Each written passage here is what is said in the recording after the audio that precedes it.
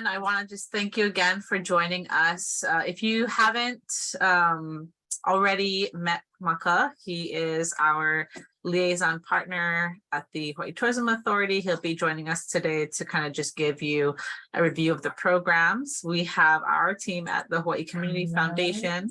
That's going to include Iolani Castro, our program associate, Nanda Freeman, who will be helping with our grants portal, and Tiana, I don't know if Tiana is on today, but oh yeah, she is. Tiana Kili'ikuli Kennedy, who is also another program associate supporting the work. So if you see the names in the chats, they are supporting reading your questions and your comments, and we're going to collect them all during the day. All right. So I'm going to hand it off to Maka to walk through the portion from HTA. Oh yeah, mahalo ho e ke hau, mahalo ho ia kalani, who did jump off, but those words are important. And so as I take an opportunity to share a little bit about HTA and the involvement of the work that we've been doing for the past several years, our charge as our CEO, President CEO, has shared with many of our community is to malama ku'uhome. And we know this collectively here as program and staff of organizations that do malama, that do the work to malama our home, whether it be Aina, Kai resources, or even our Hawaiian cultural resources. Next slide, Kehao. So in the 2020 to 2025 strat plan, we've broken out our kuleana into 4 pillars: natural resources, Hawaiian culture, community, and brand marketing. Today, with the opportunity to speak to and about Kūkulu Ola and Aloha Āina, we're talking about our first 2, but also inclusive of the 3rd pillar. Next, Kehao. And after the strat plan, we went out into community and developed our destination management action plans through community input, feedback. What do residents want to see more of? What do residents want to see less of? How do residents want to engage with tourism and the reinvestment of tourism tax dollars into our communities? So if you haven't had a chance yet, I highly encourage you to check out your destination management action plan, Pili Tira Aina and community. I'll go ahead and drop those links into our chat to our strat plan along with our destination manager action plans. And specifically for today's Kuka or Halavai, talking about Kūkulu Ola and Aloha Āina program, both administered by our friends and partners over at Hawaii Community Foundation, Mahalo e ke hau. Community Enrichment Program, also known as SEP, is going to be administered by Hawaii Visitor and Convention Bureau, HVCB, and that notice for funding opportunity came out last week. You can also drop in the press release for that one for your information. Malaila, for Kūkulu Ola. Kūkulu Ola seeks to support community-based programs that enhance, strengthen, and perpetuate our Hawaiian culture and community. Some examples of past programs include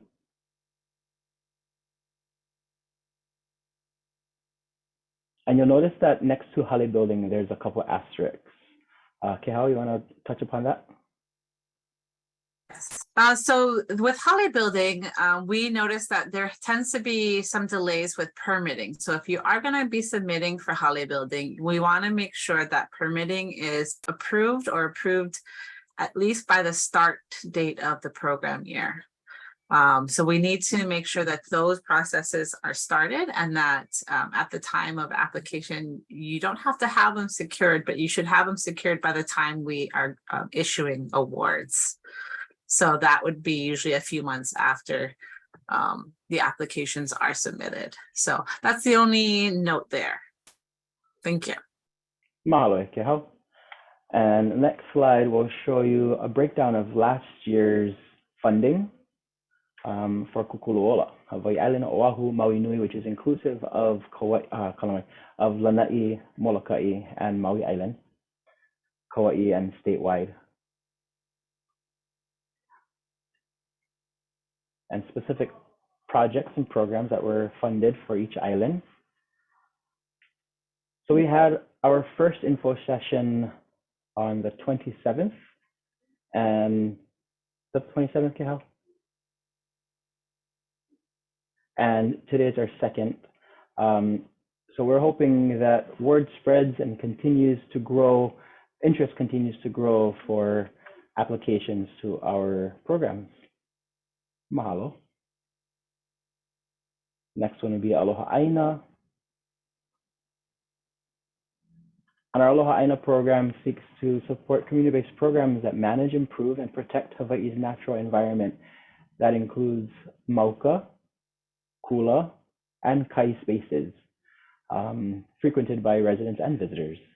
Examples of past programs include lo'i, lokoi'a, mala, etc. And funding for last year's Aloha Āina program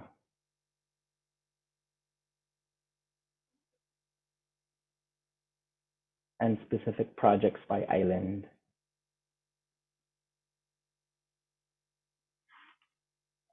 All right. I wanted to see if there's any questions for the first half of our presentation, if you don't mind, Kehal. Absolutely. Okay. So there are a few questions in the chat box. They actually will be answered later, but Maka, I think you can take this one. Do you need to incorporate tourists in your programs or projects? Mahalo. So for the KPI or key performance indicators, that is not a requirement. It is something that is asked if your project or your opportunity is open to visitors, whether it be a visitor from Oahu that might be going to Maui, such as myself, I'd be considered a visitor. But again, it's not a requirement. It's just an opportunity for you to show if your project is open to folks coming from the outside of their community or the space that you're holding that activity. Mahalo, Maka. Okay, Mahalo, so Kehal. we're going to dive into the funding opportunities and just more information about those documents that were released.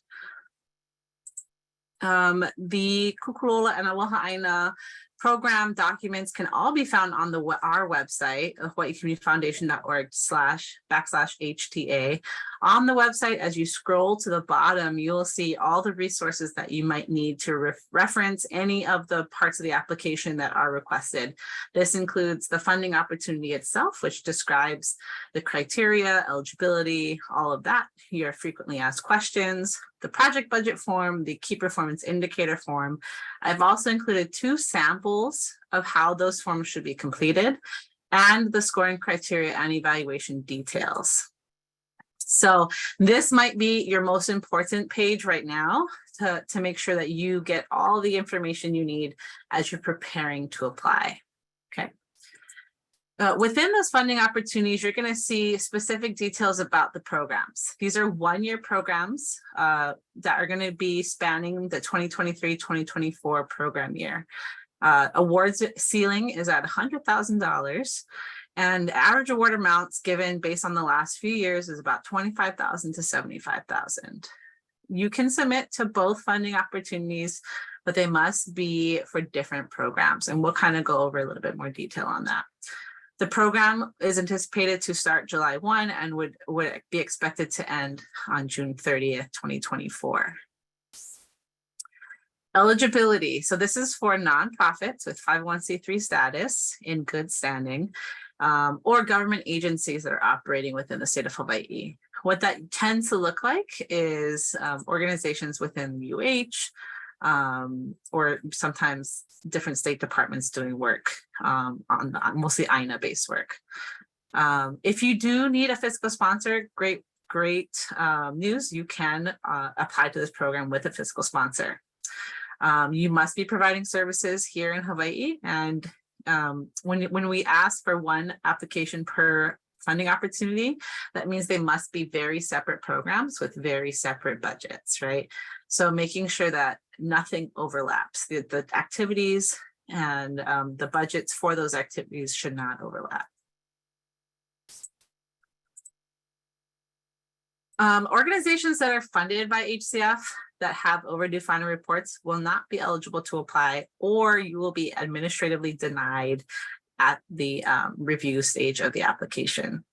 That also goes for organizations who have essentially history with HTA. So anything prior to 2021 that might be overdue or maybe did not deliver contract deliverables in a way that HTA would let us know. They will give us a list of organizations and then we will let you know. We also are not funding events or festival type programs. Those actually should look into the community enrichment program, which HVCB is operating. Organizations who are doing reoccurring, maybe workshop series or things that occur over the course of the year are welcome. But if you're doing a one-day, one-time event, that would not be appropriate for these funding opportunities. Here's a list of non-allowable expenses that you're going to be able to find on both funding opportunities. I just wanted to highlight it here so that you know that it is detailed within each funding opportunity. Your criteria in evaluation breakdown, it follows this percent scale. This is how each reviewer is going to be instructed to consider your application under these 4 areas. And then the scale of points available in each section is 40% for program components and so on and so forth. So this kind of should help you think about, as you do your work, making sure that if you see most of the points are in program components, to spend a lot of time to make sure that your criteria is aligned to the criteria of the funding opportunity. This section, the evaluation criteria, is also available on the document that we provided on our website. But I just wanted to point out that these are the areas in which the evaluators are scoring. So make sure that you do take a look at that as you're writing your reviews. Writing your evaluation in consideration of how it's going to be reviewed. So your narrative section, all the questions that are asked should somehow answer the criteria of each funding opportunity. And this is the same for both Kūkulu Ola and Aloha Āina. Both are available. Your program impact, your key performance indicators should be very clear. Your organization's capacity is going to, should include some historical performance. Tell us what you're really good at. Tell us what you've done in the past, why you're a good fit for this work.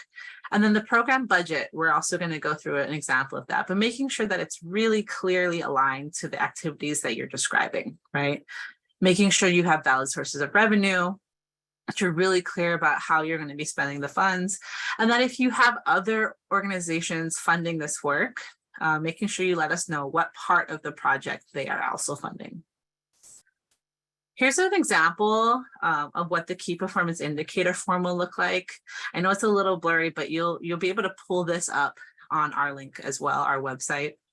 And making sure that you see the column on the far right is going to be your most recent year figures. If you don't have the information available, you are welcome to put NA or not applicable or not available.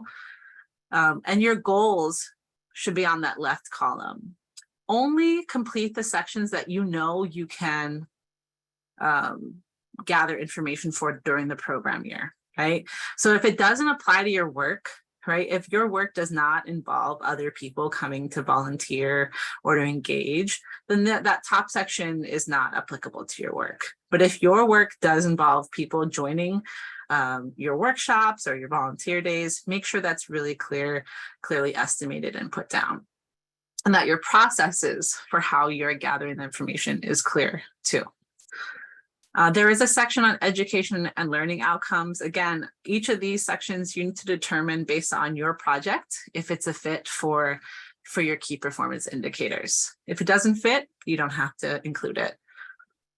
I know a lot of people have social media metrics. If you are active on social media and it is something that you track, please include that. If you don't have an existing social media account, don't stress. You know, if it's not something that's super important to rolling out your program, or doing or achieving, you know, success in your program, that's as applicable, right? But the important section is really going to be these project specific metrics, which is that last box on our key performance form. You want to make sure that you're including the very important things that you're tracking, right? So if you are involving cultural practitioners, you know, that should be listed there. If you have certain number of workshop classes you're going to be hosting, volunteer days, certain acreage you're trying to clear, invasives, you know, those very specific metrics should be very clearly outlined there. All right. And then we have our project budget form. You're going to see several different columns, right? These are pre-filled with equations. So as you enter your numbers, they're going to auto calculate. So you're going to make sure you're putting your request on the far left column, and any other cash from other organizations that are funding you in that next column. The in-kind, so this is any voluntary labor hours, volunteer hours, people donating things, and then everything should calculate. And then in the bottom part for the income, you should put who is supporting you with cash, who is supporting you with in-kind, and that does include your own organization. And the HTA requests will be that top corner right on the right underneath HTA cash request right here. And then a budget narrative is going to be required. This is an important part of your application. This is going to be helping our reviewers understand the different components, or even how you are calculating these estimated numbers, right? So put details if you have them available. The more details you can provide, the better, right? There is no match or in-kind requirement. There used to be in the past. There is no requirement, but I would highly recommend that you find another organization or funder to help leverage the investment. You know, it's no funder ever really wants to be the only person putting funding into the program. So if you can find another organization, it just makes a stronger budget in general. Okay. So we do get a lot of questions about who's reviewing. So the review is done by an evaluation committee, right? That committee includes some HTA and HCF staff, some community members that we invite, industry members, and subject matter area experts that we have worked with over the years, or people that are engaged in this work directly, that know more than we do on what we're looking at.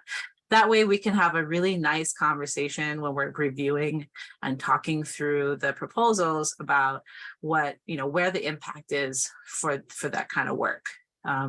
Every application is reviewed twice and scored twice, and your scores are averaged and then scaled based on those final scores. And then the scoring criteria that we kind of went over earlier, that's outlined again on our website. And that is the exact scoring criteria that the evaluators are using. So important dates for you to know. Today is our last info session, but if you have more questions, please feel free to email us at the hta@hcf-hawaii.org email. We will be answering questions all the way through the month of May as we approach the deadline. So May 22nd will be the last day to receive technical support to initiate an organization profile on our system. Why is that? Because we want to save the last day, the last 24 to 48 hours to support people having submission issues, right? It does take a little bit of time to get organizations set up, and we want to make sure that we're not starting an application on May 24th, right? Even the 23rd, because things come up and we want you to have time to work through it. So the earlier you can get started in our system, the better. We anticipate about 100 applications per funding opportunity. And the worst thing we can do is tell someone that their organization's submission is late and will not be considered, right? So we want to make sure you have time to submit, and without us having to deliver the bad news of saying, sorry, you missed the date, right? The deadline, because of the computer problems that you or I had with whatever Wi-Fi or the system shut down, who knows? Things happen, crazy things happen all the time. We want to make sure you're successful, so please get in there as early as you can. We're looking to have a notice of selection or non-selection by late June, and then the funding awards will be delivered, as well as an orientation in early July. And the program start date is supposed to be July 1st, 2023. Okay, so I do see a lot of questions coming through. We are going to go through now. We're just going to shift focus a little bit, and we're just going to go in depth into our grants portal. I'm going to hand the mic over to the proverbial mic over to Nanda, who was our technical expert on our grants portal, and she'll be the person working with a lot of the troubleshooting issues. So keep putting those questions in. I'll take a look at them now, but I'm going to hand this off to Nanda. Thank you. Good morning, everyone, at least for another hour. So today I'm going to walk you through the grants portal, and it's going to be a bit of a fire hose of information. So my main goal right now is actually to give you information about resources. Everything you could possibly need is on our website or on the login page for the grants portal. So I'm going to walk you through it. I might sound a little repetitive, but if you get anything out of this, please know, get started early. That's the best advice I have for you. So this is what our login page looks like. This is a link to the grants portal. I'm going to go ahead and drop some links in for you, but again, everything is posted to our website. And if you ever have questions, submit a support ticket or email hta@hcf-hawaii.org. So I just dropped in the chat a link to our grants portal. So this is also on our website. Every single funding opportunity links directly here. What are some bonuses of having an account on the grants portal? You can see all of our open funding opportunities. HTAs are both up there, as well as a number of other opportunities, and they're updated throughout the year. So when you come to this portal, the biggest question is how to register for an account. Okay, how you can go ahead and go to the next page. I'm going to go through some special scenarios. So if this scenario is not you, please do not let it confuse you. So this is, we always have a number of applicants coming from government agencies or departments at UH. So because you have a shared EIN, we have had to set our structure up in the back end very specifically. So the fastest way for you to connect your account to the correct agency is going to be to not try and set up your account by yourself. Just go to that landing page on the grants portal, click support ticket, and submit a support ticket with your agency name, the full name included, as well as yourself. And I will go ahead and on the back end, I'll set up your account so that you can log in to the correct organization profile. You'll see this throughout. Do you have any questions? Go ahead and submit a support ticket. Okay, I'll go ahead and go to the next page. So this is our other special situation. Fiscal sponsor organizations are very important. We're very thankful that this is a possibility for us. So if you are an organization who is not a 501c3 public charity, or you're a project, but you don't have your own 501c3 status, you're going to be submitting the application in the grants portal. So you'll go in, you will create an organization profile using the other organization registration option. Now, when you're using a fiscal sponsor, your fiscal sponsor also has to have a profile created in the grants portal. So not only is it created, but it's also completed, certified, and submitted. We have all of these processes laid out in our applicant user guide for you. And if you hit any snags or your fiscal sponsor hit any snags, submit a support ticket and I can help out. The biggest thing to know is the fiscal sponsor has to have their applicant profile submitted, and you have to have your applicant profile submitted, the organization profile, before you can submit the actual application. So if you try and submit your application, but your fiscal sponsor hasn't been able to submit their profile, you'll get an error that says the fiscal sponsor organization is not submitted. So if you hit that error and you don't remember what happens or why it's happened, please submit a support ticket. I know you'll get an email back that says response time is 2 weeks. I am not taking any PTO anytime near HTA's due date. So if you submit that support ticket, I will get to it likely faster than in 2 business days. So just know, if you don't hear from us by then, email HTA@hcf-hawaii.org to follow up, and then they'll make sure that I get to that ticket for sure. Okay, I'll go ahead and go to the next page. A couple more notes for fiscal sponsors. So part of the organization profile, after it's all submitted, you're going to go in and you're going to go start your application. You can also draft your application if you want before the org profile. I just say get the org profile completed right away. It's easiest. You're going to go ahead at the bottom of the program overview tab. You're going to see that there is a question that says, do you have a fiscal sponsor? If you don't, just select no. If you do, you're going to type the legal name of your fiscal sponsor into that list. That's the name that shows up. Please don't use any acronyms. Don't use any apostrophes or dashes or symbols that might not be in the legal name. If you can't find it, you'll start typing the name and a list will pop up. And if your fiscal sponsor's name is not showing up, you can submit a support ticket for a request, but you can also contact your sponsoring organization and see if they have a profile. If they do have a profile, just ask them what the legal name in the system is and you can enter it in. But either way, if there is a support ticket submitted, I can help out with that. In your supporting documents and certification tab, you're also going to have to upload the fiscal sponsored documents. So those are posted in our grants portal, but they're also posted on our website under fiscal sponsor documents. If you've applied with us before with the fiscal sponsor, nothing has changed. If you have questions, let us know. Sorry, go ahead, Kayal. Okay, so now we're to the everyone else section.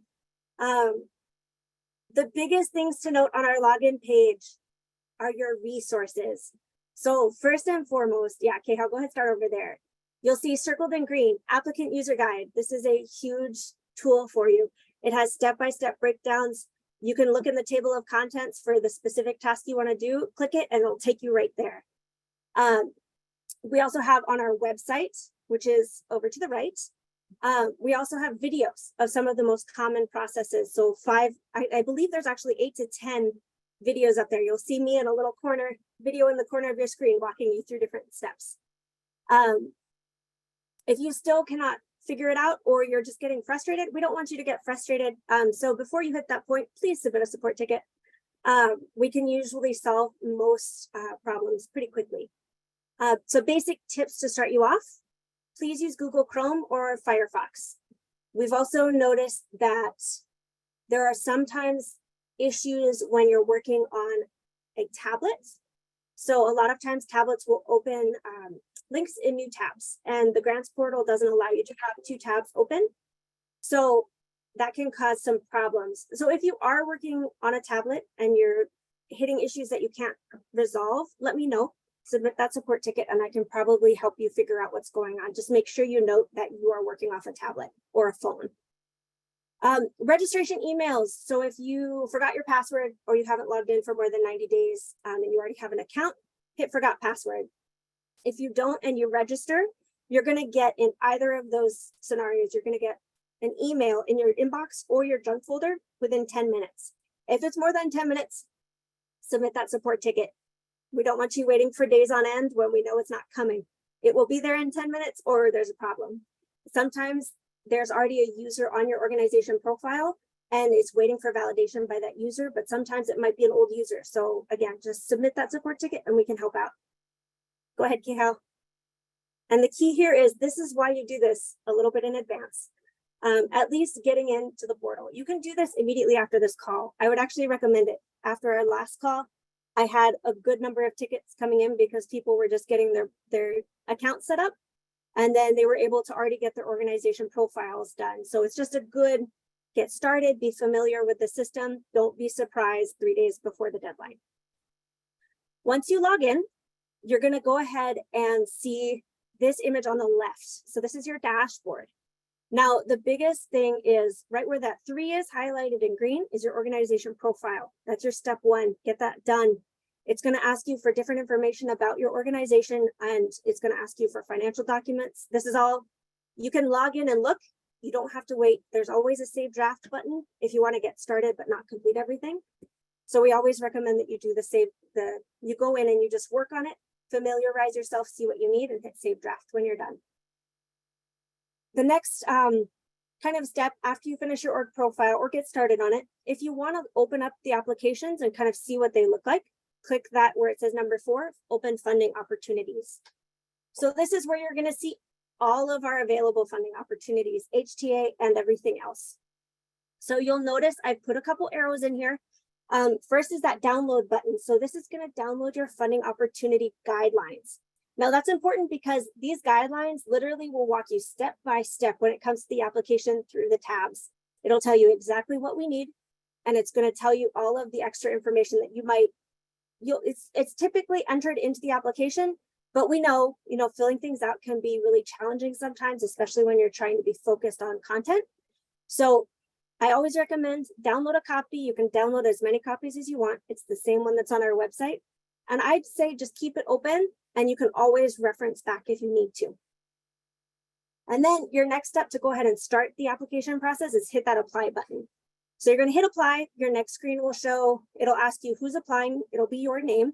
And then you just say start application. And then you're going to see the full application. You can toggle between tabs. Kehao, actually, let's show them tabs. Go ahead and go to the next page. Here we go. Okay, so the organization profile and the application both have tabs. So when I'm talking about tabs, this is what you're going to see. So Kehao, up at the top, if you could just kind of put the cursor there, this is your application tabs. So program overview is going to be some details for us as to more of the HCF information, what we want to know about your program. Tell us a little bit more about it, how it fits with meeting the requirements. Next, we have the program information, budget, and supporting documents and certification. So again, the funding opportunity guidelines have everything listed out, exactly what's in here, exactly what's required, and it's going to walk you through the steps of how to fill it out. Now, I also pulled out the org profile required tabs. So these 5 have required information on them. You're also going to see an additional tab called Activate Contacts, and that's just if someone is trying to connect an account to your organization. So maybe you have a new staff member, they can actually request access, and you can go in as an employee and grant them access. So that's kind of what I was referencing earlier. Sometimes people know, some people miss the emails. So if you ever are waiting for that email, probably you're waiting to be validated on that Activate Contacts tab, which is why when you create an account, if you wait more than 10 minutes, submit a support ticket and I will help you. So a couple items to note within the application especially, please submit all of your documents in a PDF format. If you try and submit them in a different format, it will not work. You'll get an error. So they all need to be in PDF format, and please, please, please make sure that you look at your PDFs before you post them. So sometimes when you save, especially Excel documents as PDFs, they can be very difficult to read. So we do recommend make sure that you can, when everything is saved, it's legible, because we want to make sure that when your reviewers are looking at your applications, they understand what you're asking for. Organizations are not going to be given an opportunity to resubmit attachments to their application. So please do make sure that everything is complete and formatted well. And if you are having some trouble getting around, you can always use our applicant user guide, because there are some navigation sections to kind of walk you through where things are. Okay, I'll go ahead. You can go to the next slide. Yeah, I just wanted to make one comment. So on the org profile required tabs, this is where you're going to be uploading all the financials that are requested. So this is any financial documents. This is your P&L statements, your operating budget for 2023. This is your balance sheet.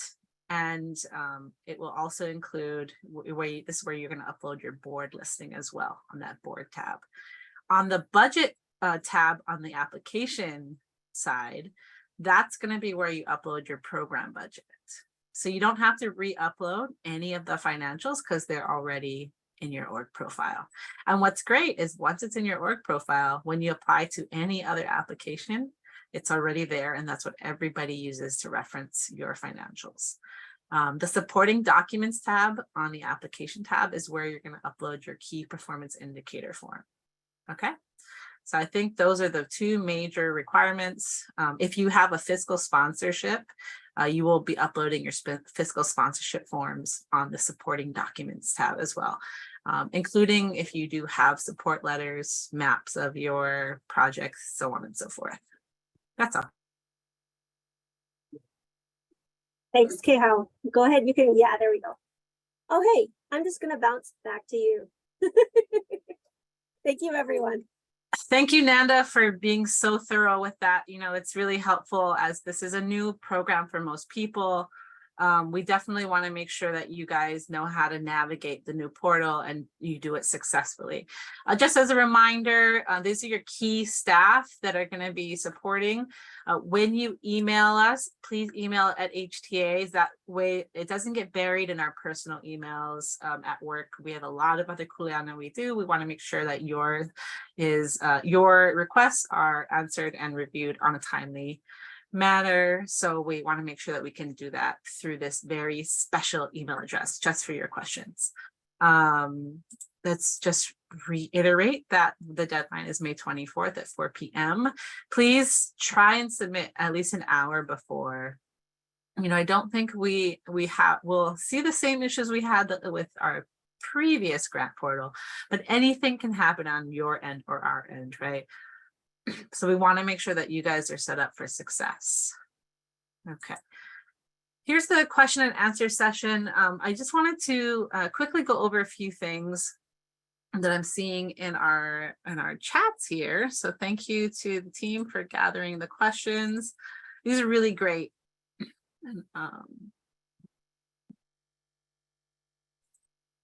Okay. The first question, are there more applications to Kūkulu Ola or Aloha Āina? I'm not particular, you know, they tend to be about the same amount applying to both, to be honest. It may be off by like 5 or 10 applications, but by the time we go through administrative denials, people that have outstanding reports, and the funding, it's usually all pretty much the same numbers, surprisingly. Herb, I know there are a lot of programs that do straddle the line between Kūkulu Ola and Aloha Āina. How do we determine which one's a better fit? Look at what your deliverables are.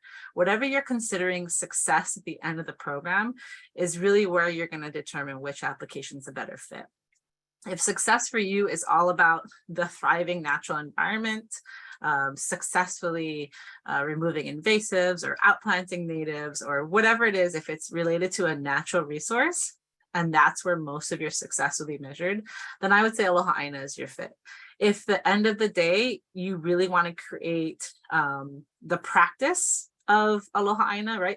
Knowledge sharing.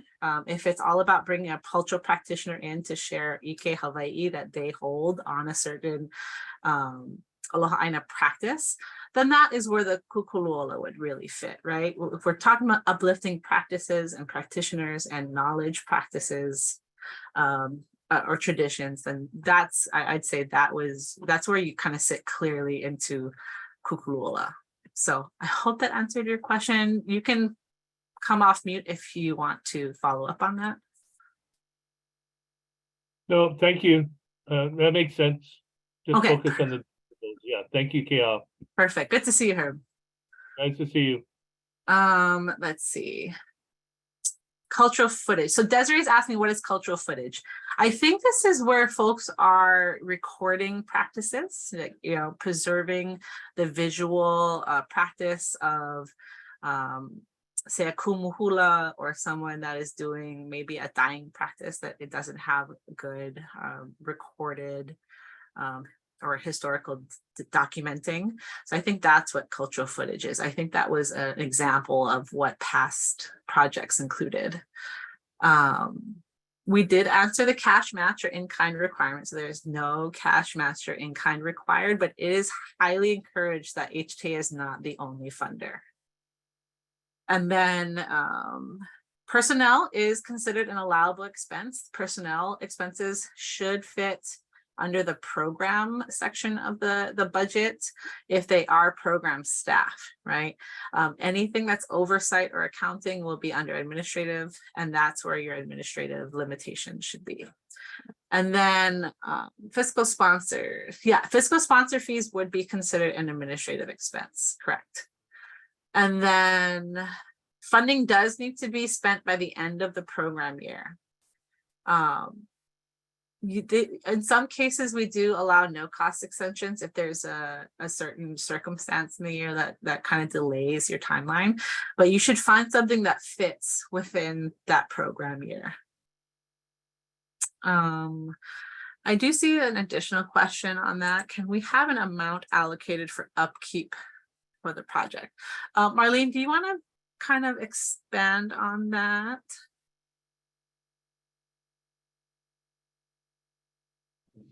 Yeah, my question is, so we're trying to care for our canoe, Hanakeoki, and after getting it all fixed and everything, would we be able to have an allocation set aside to like for the next year to refurbish or like a maintenance fund? Yes. So yeah, so technically we don't allow for, activities that would occur or funding to like be expended beyond the year. But if you want to set up future maintenance, you could purchase supplies ahead of time, supplies that will be used in perpetuity, right? Or up in, for the next few months. But what we really want to see is that it's an active program during that year, and that there's that the funds itself don't exist beyond that program year. That's just the cleanest way. That's because the state likes to account for all of the state funding. That's pretty much the reason why. You're very welcome. Mahalo Nakia.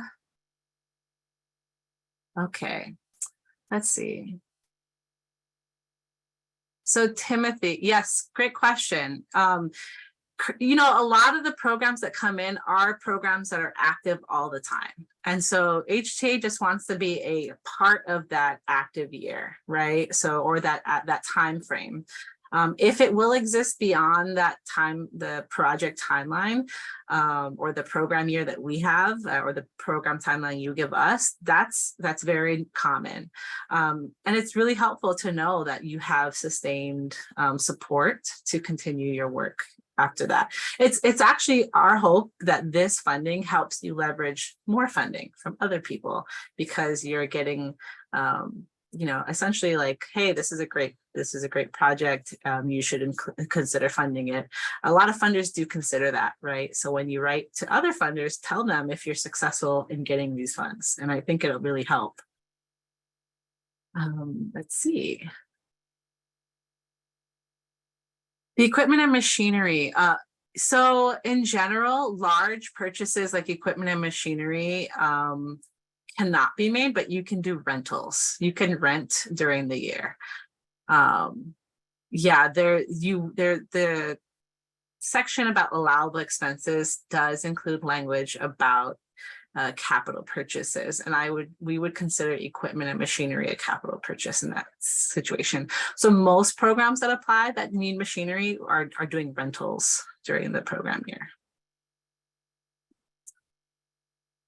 We are going to be sharing this recording and posting a copy of these slide decks. If you need follow-up support, say that you jumped in while we were going through the application or the portal, all of this will be available for you to review. Well, with that being said, I know we're coming up on the hour. I'm going to stay on, and I've kind of reserve some time after to answer very specific questions. But if you would like to have the rest of your day back, I'm happy to give you 9 minutes back in your hour. Mahalo for your time. I really appreciate you sitting with us and being patient through this very technical the presentation, but we're happy to see you guys excited for this. We hope that the no news is good news and we can continue moving forward together. We are really excited to be operating these programs on behalf of the Tourism Authority, and we are just happy to meet all of you. So mahalo, take care, have a very beautiful May Day.